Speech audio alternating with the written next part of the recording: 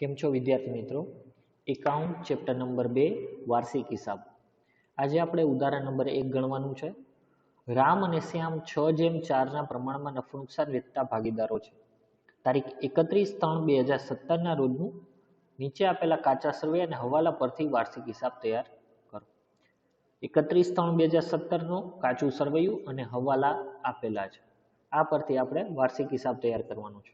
વાર્ષિક હિસાબ તૈયાર કરવા માટે આપણે સૌથી પહેલા ખાતા યાદ કરી લઈએ. ખાતા કેટલા આવશે? એક આવશે વેપાર ખાતું,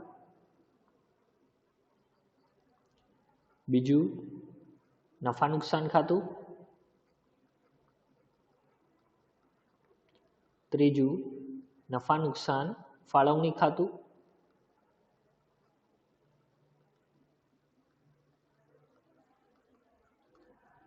ચાલુ ખાતા આપ્યા નથી એટલે ચોથું બનશે મૂડી ખાતું અને પાંચમું બનશે પાકું સરવૈયું. તો સૌથી પહેલા હવાલાની સાથે સાથે આપણે એન્ટ્રી આપવાની છે. એટલે હવાલા ઉપરથી કાચા સર્વેમાં કઈ અસર આવે છે એ સૌથી પહેલા શીખવી પડે. કાચા સર્વે અને હવાલાને મર્જ કરવાનો છે. સૌથી પહેલો હવાલો છે આખર સ્ટોક 45,000 છે જેની બજાર કિંમત 10% વધુ છે. તો એ કાચા સર્વેમાં ક્યાંય આપ્યો નથી એટલે આપણે એની સીધી પહેલા અસર આપી દઈશું. એના પછીનો હવાલો છે ભાગીદારોને મૂડી પર વાર્ષિક 5% આપવાનું છે વ્યાજ અને ઉપાડ પર 10% વ્યાજ વસૂલવાનું છે. મૂડી અને ઉપાડ વ્યાજ એનો હવાલો છે એટલે ઉપાડની બાજુમાં હવાલા નંબર 2, મૂડીની બાજુમાં હવાલા નંબર 2.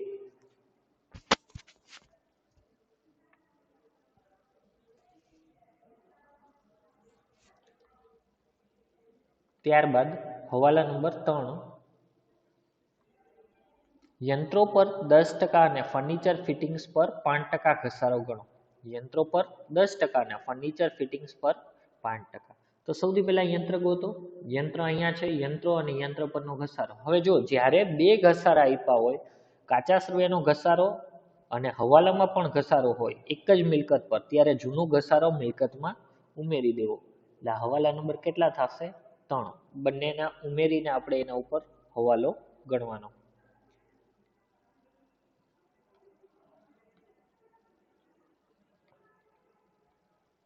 ત્યારબાદ હવાલા નંબર 4, દેવાદાર ઉપર 5% ઘાલખાદ અનામતની જોગવાઈ કરો. દેવાદાર પર, તો દેવાદાર ગોતવાના. દેવાદારમાં હવાલા નંબર 4 આવશે. દેવાદાર કઈ બાજુ આપ્યા હોય? ઉધાર બાજુ આપ્યા હોય. દેવાદાર હવાલા નંબર 4. એટલે જ્યારે આપણે એની અસર આપશે ત્યારે ખ્યાલ રહે કે આના ઉપર હવાલા નંબર 4 છે એટલે ગણતરીમાં કોઈ ભૂલ થાય નહીં.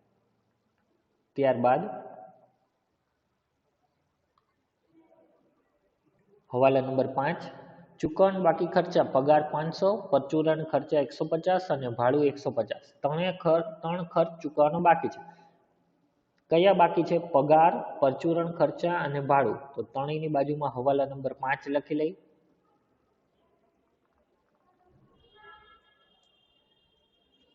ભાડું આવ્યું હવાલા નંબર 5.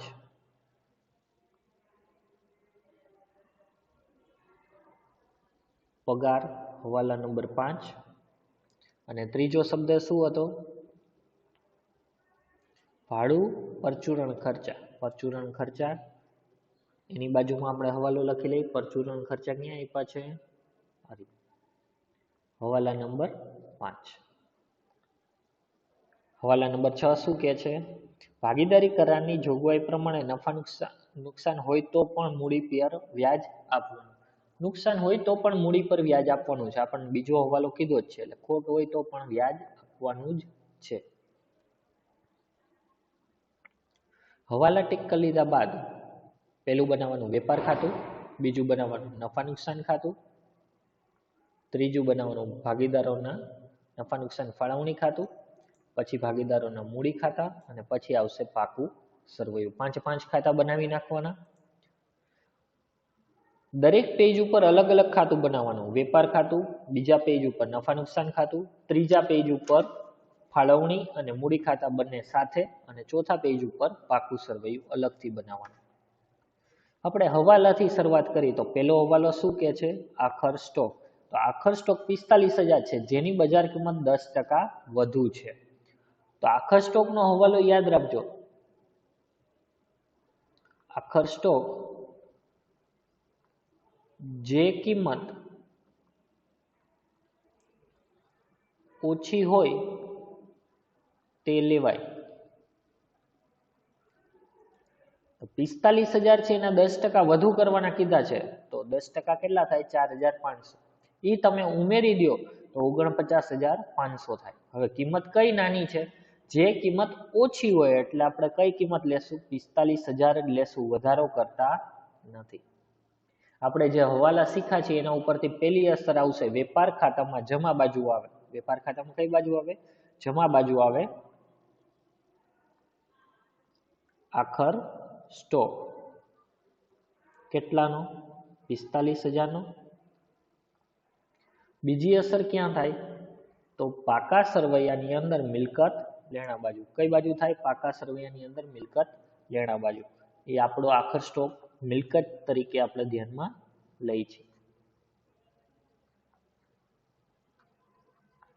45,000.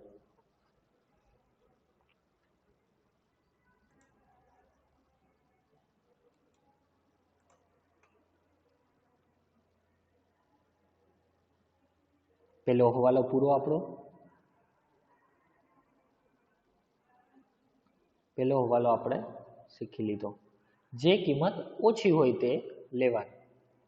હવે બીજો હવાલો, ભાગીદારોને મૂડી પર વાર્ષિક 5% વ્યાજ અને ઉપાડ પર વાર્ષિક 10% લેખે વ્યાજ વસૂલ કરવાનું છે.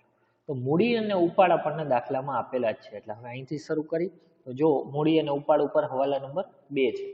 ઉપાડ અને મૂડીની અસર આપી દઈ. ઉપાડ ક્યાં આવશે? મૂડી ખાતામાં ઉધાર બાજુ. કઈ જગ્યાએ આવશે ઉપાડ? મૂડી ખાતામાં ઉધાર બાજુ. ઉપાડ કેટલો આપ્યો છે? 18,000 અને 16,000. ઉપાડ મૂડી ખાતામાં ઉધાર બાજુ લખવાનો અને મૂડી ખાતામાં જમા બાજુ લખવાનો. જમા બાજુ મૂડી લખી ત્યારે શું લખશી? બાકી આગળ લાવ્યા. બાકી આગળ લાવ્યા કેટલા છે? તો 80,000 અને 70,000. 80,000 રામના અને 70,000 શ્યામના. ઉપાડની પણ અસર અહીંયા જ આવશે. ઉપાડ ઉધાર બાજુ આવે. ઉપાડ કેટલો આપ્યો છે? ઉપાડ 18,000 અને 16,000. તો 18,000 અહીંયા રામમાં અને 16,000 શ્યામમાં. બંનેની અસર આપ્યા પછી જ આપણે એનો હવાલો ગણી શકીએ. હવાલો શું હતો? હવાલો હતો મૂડી પર વાર્ષિક 5% વ્યાજ અને ઉપાડ પર 10% વ્યાજ. તો મૂડી અને ઉપાડનું વ્યાજ ગણી. મૂડીનું વ્યાજ મૂડીની નીચે, ઉપાડનું વ્યાજ ઉપાડની નીચે. મૂડીનું વ્યાજ ક્યાં આવે? મૂડીની નીચે. ત્યાં લખવાનું મૂડી વ્યાજ કેટલા કીધા છે? 5%. એટલે કેટલા થશે? 80,000 ના 5% 4,000. 70,000 ના 5% 35. મૂડી પર વ્યાજ આપ્યું. તો મૂડી પર વ્યાજની બીજી અસર ક્યાં થાય? તો મૂડીમાં જમા થાય અને ફાળવણી ખાતામાં ઉધાર થાય. ફાળવણી ખાતામાં ઉધાર બાજુ લખવાનું મૂડી વ્યાજ રામ શ્યામ. રામને કેટલા? 4,000. શ્યામને કેટલા? 3500. મૂડી વ્યાજ છે. અંદરની બાજુ લખી અને 12 ટોટલ લખવાનું. ટોટલ કેટલો થાય? 7,500. હવે એ જ રીતે ઉપાડ પર 10% વ્યાજ વસૂલ કરવાનું. તો ઉપાડનું વ્યાજ ક્યાં આવશે? ઉપાડની નીચે. તો ત્યાં લખો ઉપાડ વ્યાજ. પહેલેથી યાદ રાખવાનું મૂડી ખાતામાં જમા બાજુ, ઉપાડ મૂડી ખાતામાં ઉધાર બાજુ. હવે ઉપાડ પર વ્યાજ અને મૂડી પર વ્યાજ આવે ત્યારે મૂડીનું વ્યાજ મૂડીની નીચે એટલે મૂડી ખાતામાં જમા, ફાળવણી ખાતામાં ઉધાર. એ જ રીતે ઉપાડનું વ્યાજ ઉપાડની નીચે, મૂડી ખાતામાં ઉધાર અને ફાળવણી ખાતામાં જમા થશે. ઉપાડનું વ્યાજ 10% કીધું છે. 18,000 ના 10% 1800 અને શ્યામમાં 16,000 ના 10% 1600. હવે આની બીજી અસર ક્યાં આવશે? ફાળવણી ખાતામાં જમા બાજુ.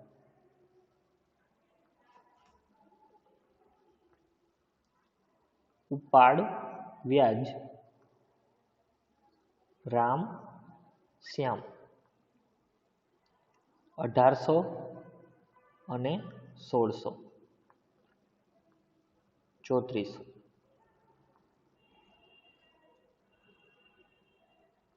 હવાલા નંબર 2 ની અસર આપણે આપી દીધી, બંને થઈ ગઈ. હવે આ બાજુની સળંગ વસ્તુ લેતા જાય. હવાલા આપણે બધા જોઈ લીધા છે, એમાંથી જે હવાલો નહોતો કનેક્ટેડ એ આપણે ડાયરેક્ટ લખી લીધો આખા સ્ટોકનો, અને પેલી હતી ઉપાડ એટલે એની સાથેનો હવાલો હતો એટલે આપણે મૂડી પણ લઈ લીધી. હવે આપણે એના પછી છે દેવાદાર. ઉધાર બાજુ પહેલા પૂરું કરી પછી જમા બાજુ લેશું. દેવાદાર, દેવાદાર ક્યાં આવે તો મિલકત લેણા બાજુ.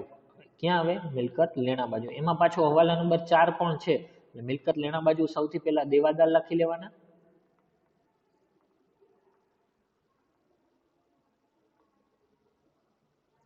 દેવાદાર 45,000 ના છે.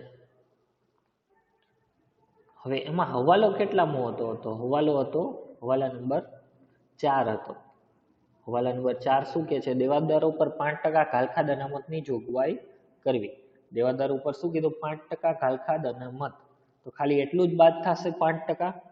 પાકા સરવૈયાની અંદર દેવાદારમાંથી 5% ઘાલખાદ અનામત બાદ કરવાનું.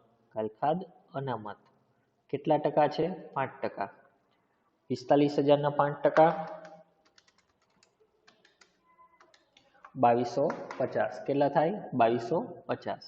એ માઇનસ કરવાના છે. 2250 બાર કેટલા આવશે?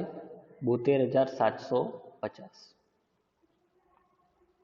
હવે ઘાલખાદમાં હવાલો છે એટલે આપણે એનું નફા નુકસાન ખાતામાં એનું ફોર્મેટ બનાવવું પડશે. નફા નુકસાન ખાતામાં એનું ફોર્મેટ બનાવી લઈએ.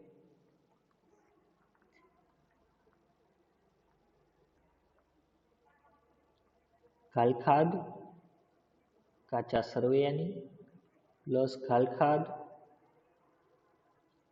હવાલાની પ્લસ ઘાલખાદ અનામત હવાલાની માઇનસ ઘાલખાદ અનામત કાચા સરવૈયાની.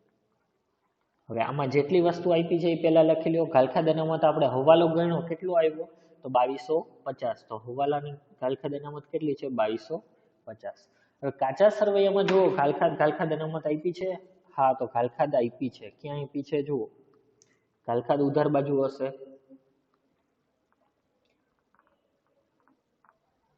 આ રે ઘાલખાદ. ઘાલખાદ કેટલી આપી છે? 400. એટલે નફા નુકસાન ખાતામાં ઉધાર બાજુ એનું ફોર્મેટ છે, ત્યાં ઘાલખાદ આપણે લખશું પહેલા 400. હવે જમા બાજુ જુઓ, ઘાલખાદ અનામત આપી છે. હા, ઘાલખાદ અનામત આપી છે. હવાલાની ઘાલખાદ નથી.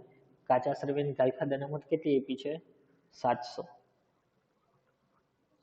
હવે ફોર્મેટ ટોટલ કરી અને 12 લખવાના.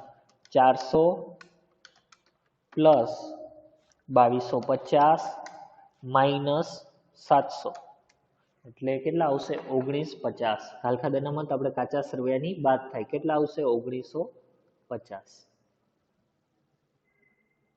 બે અસર થઈ ગઈ. ઓકે, એના પછી જોઈ જે થઈ જાય આપણે એને ટીકલ લઈ. ઉપાડ થઈ ગયો, દેવાદાર થઈ ગયો. આ બાજુથી આપણે શું લઈ લીધું?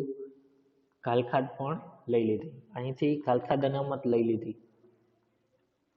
હવે શું આવે છે? સ્ટોક 1/4/2016 નો. સ્ટોકમાં યાદ રાખજો બે સ્ટોક હોય, એક 31/3 નો હોય અને એક 4 નો. આને શું કહેવાય? શરૂ. શરૂનો સ્ટોક કેટલો છે? 25,000. સ્ટોક ક્યાં આવશે? વેપાર ખાતામાં ઉધાર બાજુ. શરૂ સ્ટોક ક્યાં આવે? વેપાર ખાતામાં ઉધાર બાજુ. શરૂ સ્ટોક કેટલાનો છે? શરૂઆતનો સ્ટોક 25,000.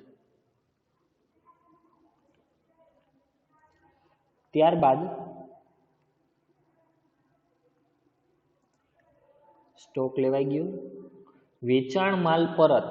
વેચાણ માલ પરત તો તરત યાદ આવવું જોઈએ. વેપાર ખાતામાં ઉધાર બાજુ ખરીદી, એમાંથી આપણે પરત બાદ કરતા હતા.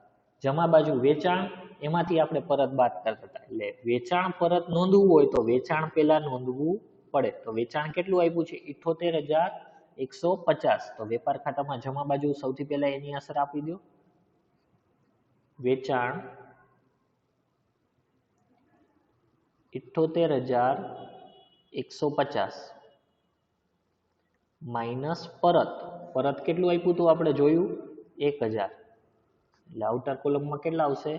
77,150. એટલે જોયું, વેચાણ પરતની સાથે આપણે વેચાણની નોંધ થઈ ગઈ એટલે ફરીથી એની નોંધ કરવાની રહેશે નહીં. ત્યારબાદ છે રોકડ સિલક. રોકડ સિલક કેટલાની આપી છે? 10,000. રોકડ સિલક ક્યાં આવશે? એ આપણી મિલકત છે. મિલકત ક્યાં આવે? મિલકત લેણા બાજુ, ત્યાં લખવાની રોકડ સિલક. રોકડ સિલક કેટલાની આપી છે? 10,000.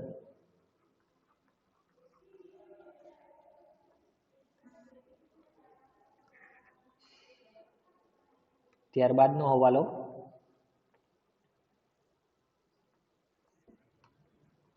રોકડ સિલક આવી ગઈ. ત્યારબાદ છે ખરીદી. ખરીદી ક્યાં આવશે? વેપાર ખાતામાં ઉધાર બાજુ. તો એની સાથે સાથે જોઈ લ્યો, ખરીદ પરત આપ્યું છે, હા 1500. ખરીદી ક્યાં આવશે? વેપાર ખાતામાં ઉધાર બાજુ. કેટલા આવશે? તો 60,000. વેપાર ખાતામાં ઉધાર બાજુ એની અસર આપી દઈ. ખરીદી 60,000 માઇનસ પરત, એમાં કોઈ બીજો હવાલો છે નહીં. કેટલા છે? 1500. 12 લખવાના, 58,500.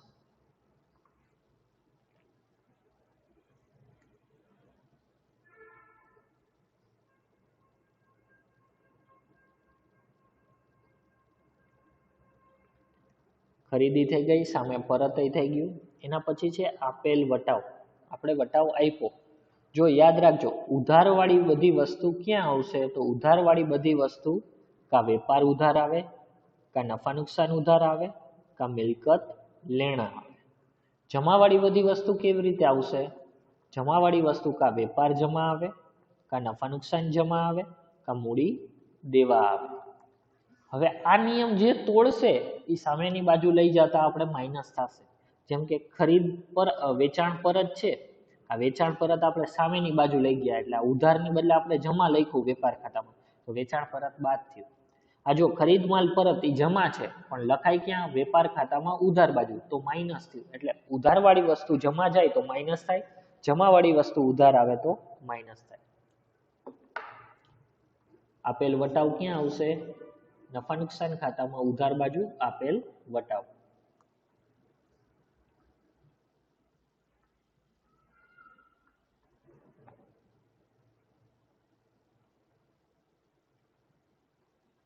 કેટલાનો આપ્યો છે? 500.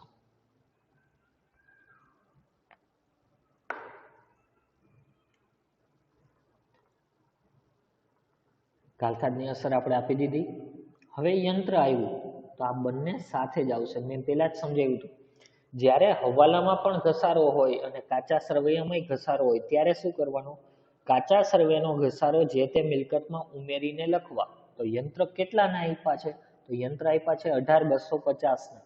એમાં એનો ઘસારો 1750 ઉમેરી દો એટલે યંત્ર કેટલાના થઈ ગયા? 20,000 ના. પછી એના ઉપર ઘસારો હવાલાનો ગણવાનો. હવાલો કેટલા નંબરનો છે? એના ઉપર 3 નંબરનો. તો સૌથી પહેલા યંત્રો 20,000 માઇનસ ઘસારો. ઘસારો કેટલો કીધો છે? 10% કીધો છે. હવાલા નંબર 3. યંત્રો પર 10% ઘસારો એટલે અહીંયા લખવાનું 2,000, પછી 12 લખવાના 18,000. હવે આ 2,000 નો ઘસારો છે આપણા માટે કહેવાય શું? નુકસાન. નુકસાન ક્યાં આવે? ઉધાર બાજુ. ઉધાર બાજુ એની અસર થશે. યંત્રનો ઘસારો નફા નુકસાન ખાતામાં ઉધાર બાજુ. યંત્ર ઘસારો ઉપર નીચે લખાય તો ચાલે, એને કઈ જરૂરી નથી. યંત્રનો ઘસારો કેટલો આપ્યો છે? 2,000. હવાલાની 2 અસર થશે, કાચા સરવૈયાની 1 અસર થશે. યંત્ર પતી ગયું. એના પછી ફર્નિચર. તો ફર્નિચર પણ પર ઘસારો છે. ફર્નિચર પર કેટલો ઘસારો છે? ફર્નિચર છે કેટલાનું? 8,000. એના ઉપર 5% ઘસારો છે. એટલે સૌથી પહેલી અસર આપશે પાકા સરવૈયામાં. પાકા સરવૈયામાં ફર્નિચર લખો.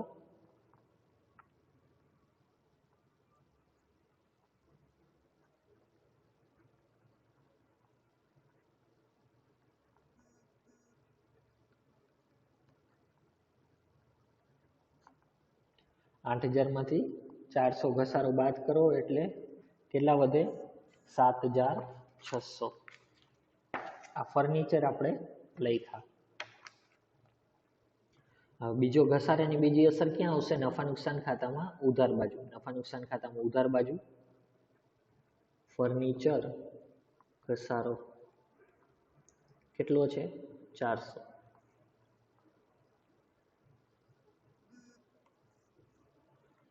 એના પછી શું આવશે? પરચુરણ ખર્ચા. પરચુરણ ખર્ચ પર પાંચમો હવાલો છે. પરચુરણ ખર્ચા ક્યાં આવે? નફા નુકસાન ખાતામાં ઉધાર બાજુ. નફા નુકસાન ખાતામાં ઉધાર બાજુ પરચુરણ ખર્ચા. પરચુરણ ખર્ચા કેટલા આપ્યા છે? 1500 ના કાચા સર્વે એમાં આપ્યા છે. એના ઉપર હવાલો લાગુ પડે છે. હવાલો કેટલામો લાગુ પડે છે? પાંચમો. તો પાંચમો હવાલો શું કહે છે? ચૂકવવાના બાકી ખર્ચા પગાર 500, પરચુરણ ખર્ચા 150 અને ભાડું 150. તો પરચુરણ ખર્ચા 150 ચૂકવવાના બાકી છે, તો આપણે એમાં ઉમેરી દઈએ 150 પ્લસ ચૂકવવાનું બાકી. યાદ છે હવાલો? હવાલામાં આપણે સમજાતા, હવાલામાં શું હતું? કોઈ ખર્ચ ચૂકવવાનો બાકી હોય તો મેં શીખવાડ્યું હતું, બાકી શબ્દ એટલે ઉમેરો. બાકી એટલે શું કરવાનું? ઉમેરવાનું. અગાઉ હોય તો બાદ થાય. બાકી છે 150, આપણે પરચુરણ ખર્ચ એટલે પ્લસ 150 એટલે 1650.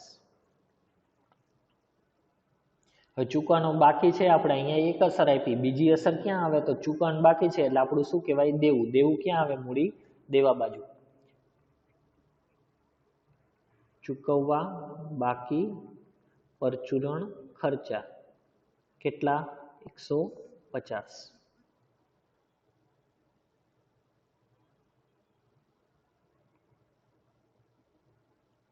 એના પછી છે ભાડાપટ્ટાનું મકાન. ભાડાપટ્ટાનું મકાન એટલે લોંગ લીઝ. લાંબા સમય માટે તમે કોઈ વસ્તુ ભાડે રાખો, 1 વર્ષથી વધુ સમય માટે, તો એને ભાડાપટ્ટાનું કહેવાય. અને એ આપણા માટે મિલકત કહેવાય. મિલકત ક્યાં આવે? મિલકત લેણા બાજુ. અહીંયા કાઉન્સમાં તમને 4 વર્ષ માટે આવ્યું છે, એને કહેવાય છૂપો હવાલો. એની મતલબ તમને વર્ષ કહી દીધા, 4 વર્ષ માટે છે. મિલકત છે કેટલાની? 7000ની. તો 7000ની છે એના 4 વર્ષ એટલે ભાગ્યા તમે 4 કરો એટલે 1 વર્ષના કેટલા થાય? 1750 થાય. કેટલા થાય? 1750. તો સૌથી પહેલા પાકા સરવૈયાની અંદર એની અસર આપો. ભાડાપટ્ટાનું મકાન. ભાડાપટ્ટાનું મકાન કેટલાનું? 7000 માઇનસ માંડી વાળેલ. અને શું લખાય? માંડી વાળેલ લખાય. ઘસારો જ છે એક જાતનો, પણ લખાય શું? માંડી વાળેલ. 1750. 7000 માંથી 1750 બાદ કરો એટલે 5250 વધે. 5250 આપણે પાછળ લખવાનું.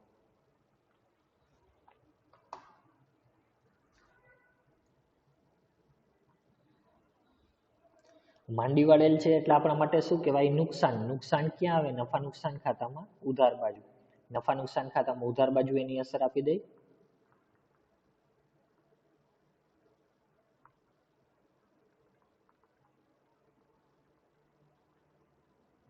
ભાડાપટ્ટાના માંડી વાળ્યા કેટલા? 1750.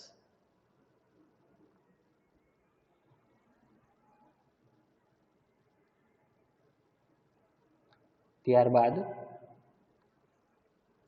પાઘડી. એમાં કોઈ હવાલો છે નહીં, તો પાઘડી આપણી શું છે? મિલકત. મિલકત ક્યાં આવે? મિલકત લેણા બાજુ. અદ્રશ્ય મિલકત છે પણ આપણી મિલકત કહેવાય એટલે મિલકત લેણા બાજુ. પાઘડી હું વચ્ચે લખું છું, અહીંયા જગ્યા છે. પાઘડી 40000. એમાં કોઈ હવાલો છે નહીં.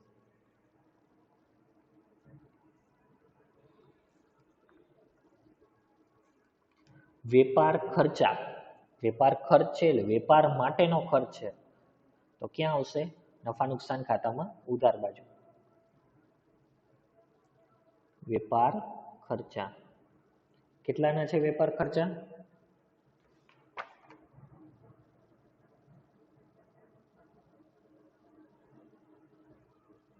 1250.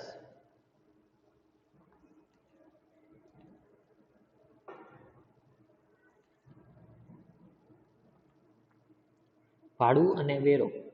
ભાડું વેરો આપણા માટે ખર્ચ કહેવાય, એમાં હવાલા નંબર 5 છે. તો સૌથી પહેલા ભાડું વેરો આવે ક્યાં? નફા નુકસાન ખાતામાં ઉધાર બાજુ આવે. નફા નુકસાન ખાતામાં ઉધાર બાજુ ભાડું વેરો કેટલાનો આપ્યો છે? ભાડું અને વેરો 5000નો આપ્યો છે, અને એમાં હવાલા નંબર કેટલા છે? 5મો. હવાલા નંબર 5.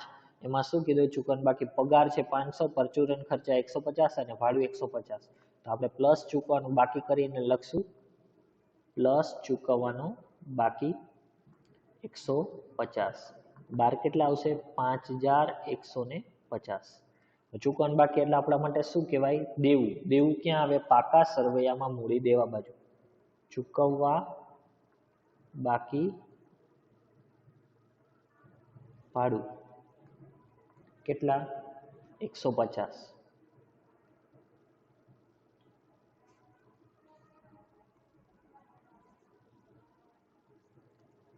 એના પછી આવક માલ ગાડા ભાડું. જો આવક માલ હોય અને જાવક માલ હોય, ગાડા ભાડું એટલે ખર્ચ, એટલે ઉધાર આવશે. આવક હોય તો વેપાર ખાતામાં ઉધાર. ક્યાં આવશે? વેપાર ખાતામાં ઉધાર બાજુ. આવક માલ ગાડા ભાડું. આવક માલ ગાડા ભાડું કેટલાનું છે? આવક માલ ગાડા ભાડું તમને આપ્યું છે વેપાર ખાતામાં ઉધાર બાજુ લખવાનું 400. કાચા સરવેની એક જ અસર થાય, જેમાં હવાલો હોય એની જ બે અસર કરવાની. પછી છે બેંક વ્યાજ. તો બેંક વ્યાજ આપણા માટે ખર્ચ કહેવાય. નફા નુકસાન ખાતામાં ઉધાર બાજુ 500 રૂપિયા. બેંક વ્યાજ 500 રૂપિયા. જો ઉધાર બાજુ છે બેંક વ્યાજ એટલે આપણો ખર્ચ ગણાશે. જો જમા બાજુ આપ્યું હોત તો આપણે એને આવક તરીકે લેત, તો આપણી બેંક વ્યાજ આપણી આવક ગણાત. આ ઉધાર બાજુ છે એટલે આપણે ઉધાર કર્યા. વીમા પ્રીમિયમ. તો વીમા પ્રીમિયમ પણ આપણા માટે શું છે? ખર્ચ. ખર્ચ ક્યાં આવે? નફા નુકસાન ખાતામાં ઉધાર બાજુ. નફા નુકસાન ખાતામાં ઉધાર બાજુ વીમા પ્રીમિયમ.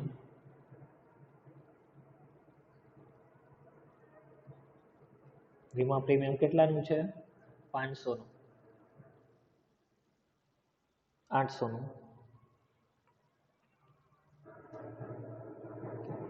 ત્યારબાદ પગાર હવાલા નંબર 5 એ ચૂકવવાનો બાકી છે 500, એટલે 15000 પ્લસ 500 થશે. પગાર આવે ક્યાં? નફા નુકસાન ખાતામાં ઉધાર બાજુ. નફા નુકસાન ખાતામાં ઉધાર બાજુ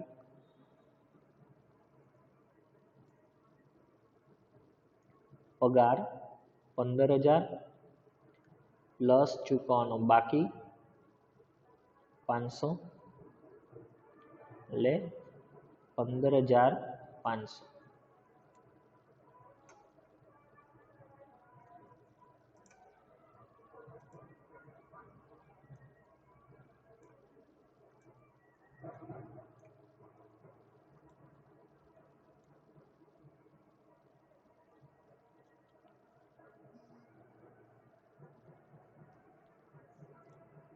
ત્યારબાદ પગાર ચૂકવવાનું બાકી એટલે આપણે નફા નુકસાનમાં લખો. હવે ચૂકવવાનું બાકી એટલે આપણું દેવું. દેવું ક્યાં આવશે? મૂડી દેવા બાજુ. મૂડી દેવા બાજુ લખો ચૂકવવા બાકી પગાર કેટલાનું છે? 500.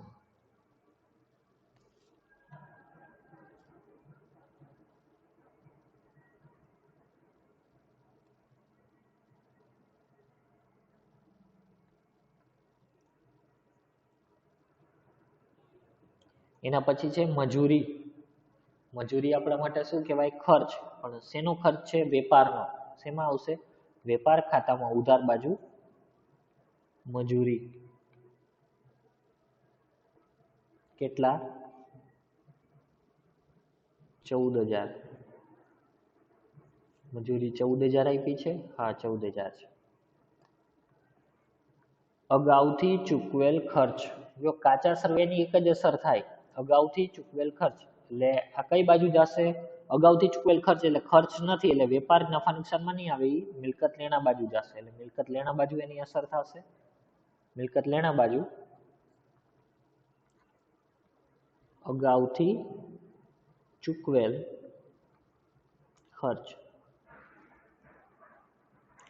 અગાઉથી ચૂકવેલ ખર્ચ કેટલાનો આપ્યો છે? મિલકત લેણા બાજુ 200.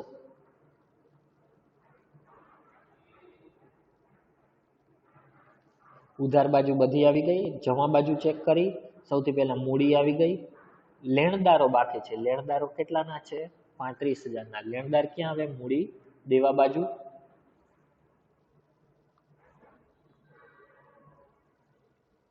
લેણદારો કોઈ હવાલો છે નહીં એટલે એમને એમ લખી લેશું લેણદારો 35,000.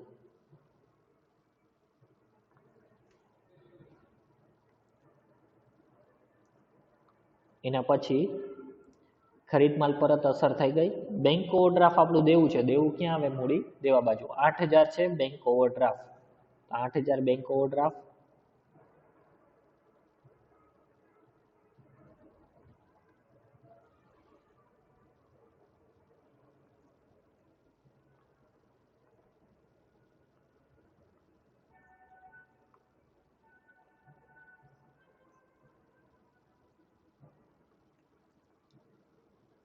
ત્યારબાદ છે વેચાણ.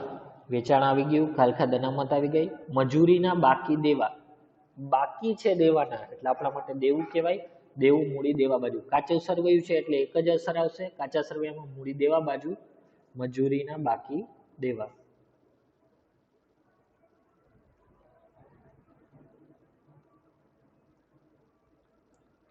મજૂરીના બાકી દેવા કેટલાના છે? 1,000. ઓકે. એના પછી છેલ્લી અસર, બે અસર. ગીતાની 8%ની લોન 1/10/2016 થી. તો આ ગણતરી કરવી પડશે. હવાલો છે ગીતાની 8%ની લોન.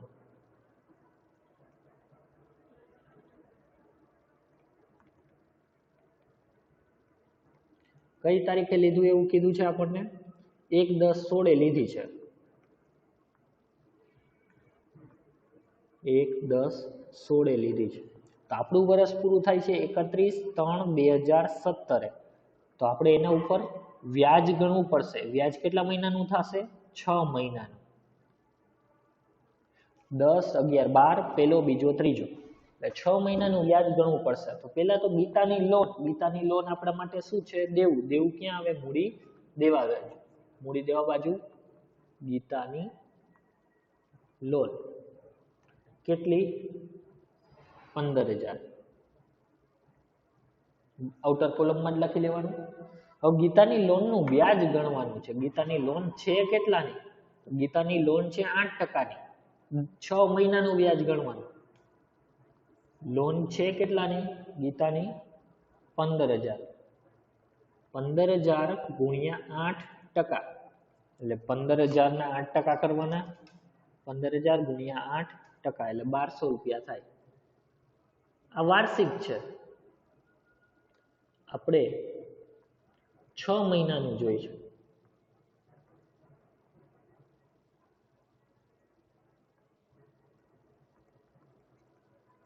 તો 1,200 ગુણ્યા 6/12 એટલે 600.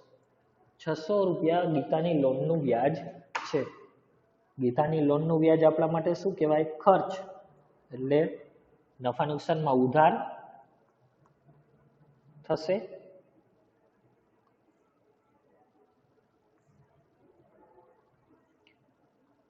જગ્યા નથી, ઉપર લખું છું ગીતાની લોન વ્યાજ 600.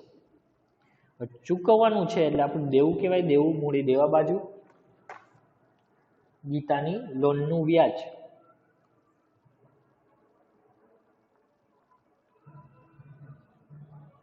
બે અલગ વસ્તુ છે એટલે અલગ અલગ જ બતાવવાના. પ્લસ કરીને ન બતાવો તો ચાલે.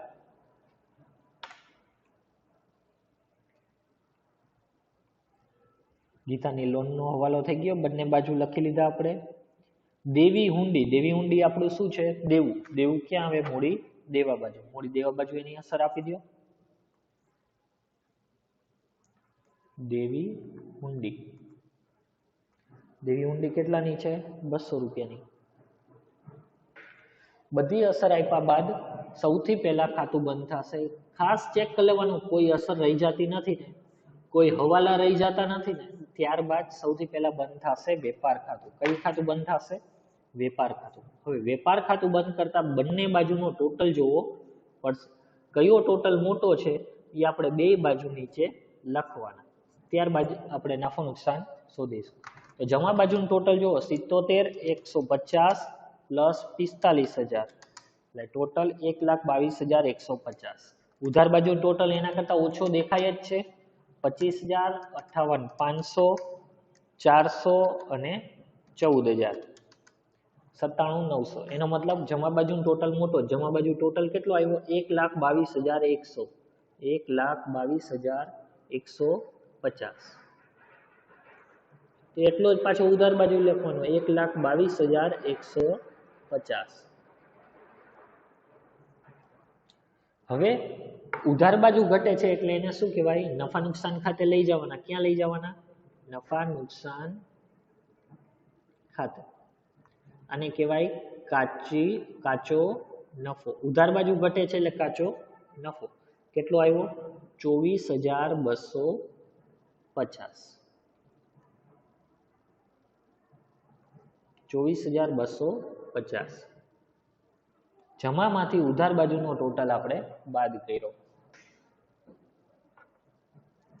હવે આ નફો આપણે ક્યાં લઈ જવાનો છે નફા નુકસાન ખાતે. એટલે એની બીજી અસર નફા નુકસાન ખાતામાં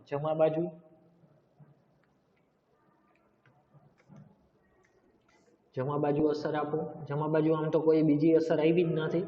જમા બાજુ આપણે લખી કાચો નફો.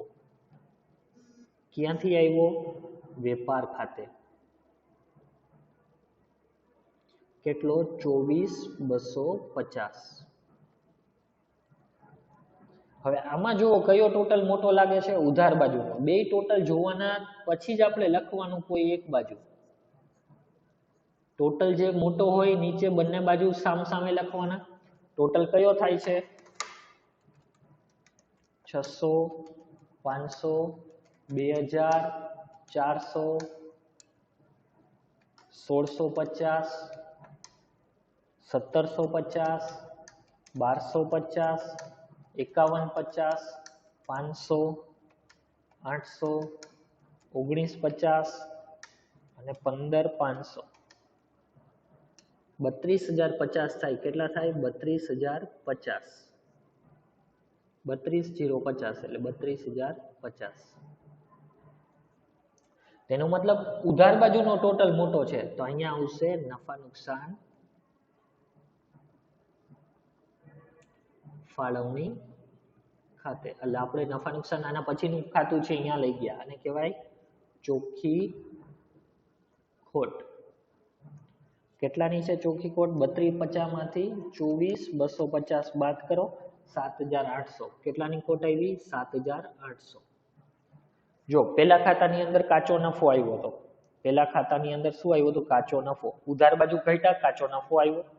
એ આપણે લઈ ગયા નફા નુકસાન ખાતામાં જમા બાજુ. જમા બાજુ લખ્યો એનો ટોટલ જોયો તો અહીંયા ખોટ આવે છે ચોખ્ખી ખોટ. અહીંયા જમણી બાજુ છે તો ફાળવણીમાં કઈ બાજુ લખશું ડાબી બાજુ. એટલે જમા હતું તો ઉધાર લખશું. ત્યાં શું લખશું ફાળવણી ખાતામાં ઉધાર બાજુ ચોખ્ખી ખોટ. ક્યાંથી લાવ્યા તો નફા નુકસાન ખાતેથી. એકાઉન્ટ્સમાં લખવાનું નફા નુકસાન ખાતે. કેટલા 7,800. હવે આમાં પણ ટોટલ જુઓ કયો ટોટલ મોટો આવે છે તો ઉધાર બાજુનો દેખાય જ છે 7,800 પ્લસ 7,500. 7,800 પ્લસ 7,500 એટલે 15,300. સામે તો ખાલી 3400 જ છે એટલે 15,300 બંને બાજુ લખવાનું. 15,300. 15,300.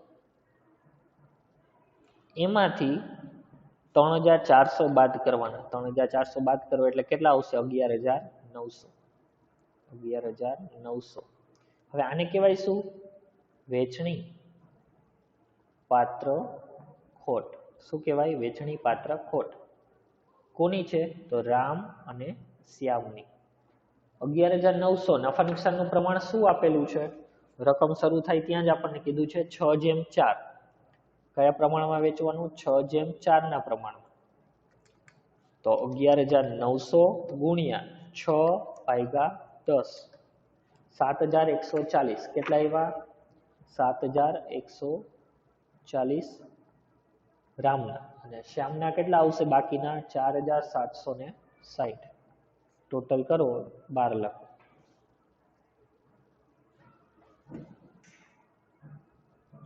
હવે જે આ ખોટ છે એ ક્યાં લઈ જવાની છે આપણે મૂડી ખાતામાં. આમાં જમણી બાજુ છે એટલે જમા છે તો મૂડી ખાતામાં ડાબી બાજુ ઉધાર આવશે. ત્યાં શું લખશું આપણે નફા નુકસાન ફાળવણી ખાતે શું આવ્યું વેચણી પાત્ર ખોટ કેટલા રૂપિયા 7140 અને 4760. મૂડી ખાતાનું ટોટલ હંમેશા જમા બાજુનો જ મોટો હોય. જમા બાજુનો ટોટલ કરવાનો બંને ભાગીદારના.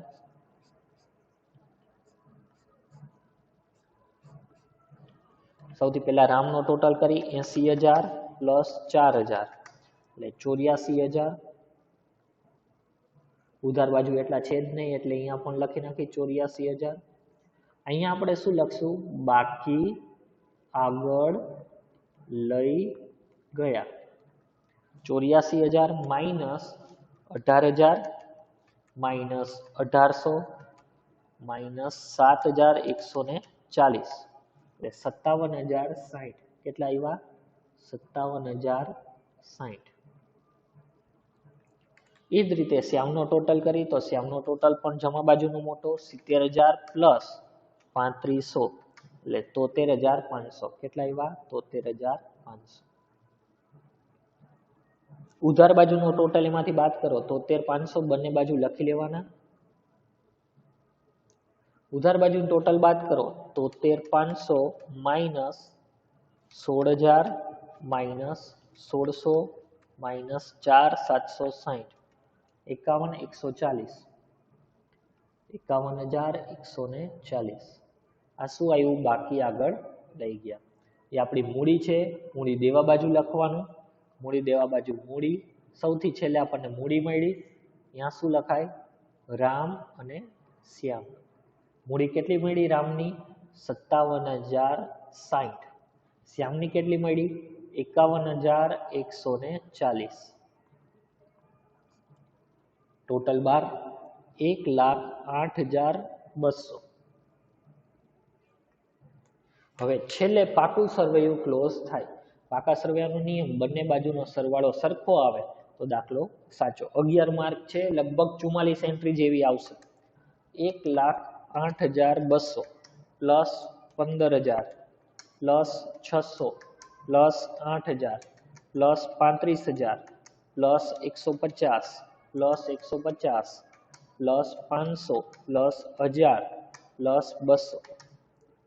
1,68,800. ટોટલ કેટલો આવે છે મૂડી દેવા બાજુનો 1,68,800.